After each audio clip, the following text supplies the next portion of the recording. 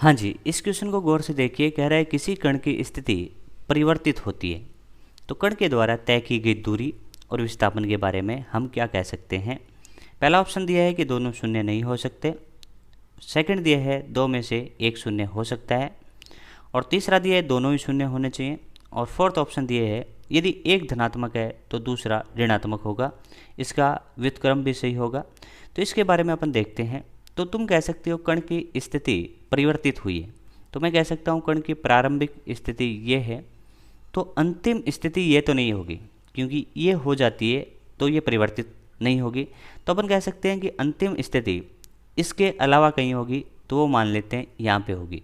तो ये आपकी प्रारंभिक स्थिति है और ये आपकी अंतिम स्थिति है। तो तुम कह सकते हो इस केस में जो विस्थापन का मान होगा वो भी शून्य नहीं होगा, क्योंकि विस्थापन का मान तभी शून्य होता है जब कण की प्रारंभिक तथा अंतिम स्थिति एक ही जगह हो। लेकिन क्वेश्चन में तो दिया है कि स्थिति परिवर्तित होती है, तो स्थिति परिवर्तित होती है तो तुम कह सकते हो विस्थापन का मान तो शून्य नहीं होगा।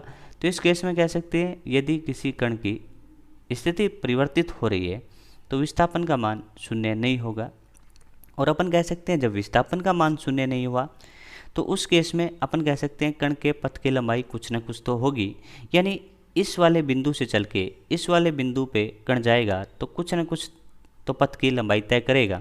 तो मैं कह सकता हूँ दूरी का मान भी शून्य नहीं होगा, यानी कण की स्थिति परिवर्तित होगी तो स्थिति अलग अलग हुई तो विस्थापन का मान शून्य नहीं होगा, और कण को कुछ न कुछ पथ की लंबाई भी तय करनी पड़ेगी, तो इस वजह से दूरी का मान भी शून्य नहीं होगा।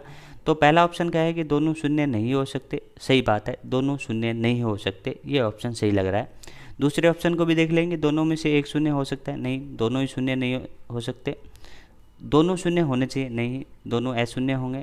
और ये तो धनात्मक ऋणात्मक की तो बात ही अलग होगी, क्योंकि इस केस में अपन कह सकते हैं कि जैसे दूरी धनात्मक होता है हमेशा और विस्थापन ऋणात्मक होता है, तो इसका व्युत्क्रम ऐसे अपन बोलें कि भाई दूरी धनात्मक है तो विस्थापन ऋणात्मक है, तो इसका उल्टा मैं बोलूँ कि विस्थापन धनात्मक है तो दूरी ऋणात्मक है, ये बात बिल्कुल गलत है, क्योंकि दूरी कभी ऋणात्मक होती नहीं है। तो इस वजह से ये ऑप्शन भी आपका गलत हो जाता है। तो ऑप्शन नंबर 1 आपका सही उत्तर होगा।